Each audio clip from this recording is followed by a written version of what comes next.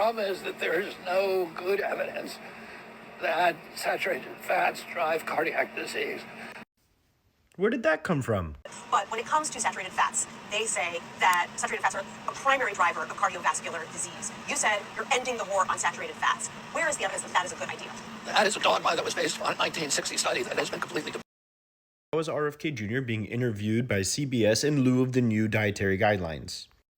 It mostly reinforces things we already know: eat your fruits and vegetables, have your protein. But the issue, one of its issues, is that now it's putting things like saturated fats at the top of the pyramid, which is dangerous.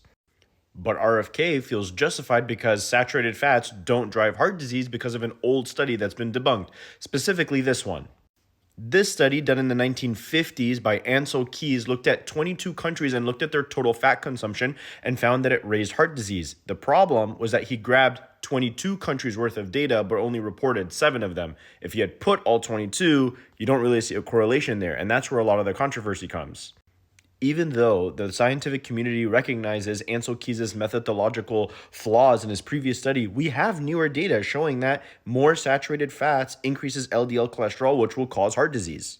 Here's a meta-analysis from 2010 looking at almost 200,000 people, showing that the more you decrease LDL cholesterol, it reflects significant reductions in deaths from coronary heart disease. And for anyone thinking, oh, that data was too old and it didn't have enough patients, no problem. Here's one from earlier that used over 1 million patients with the same overall conclusion. The higher the LDL, the higher the risk of all-cause mortality and coronary vascular disease risk. Whatever RFK is saying regarding saturated fats is objectively wrong.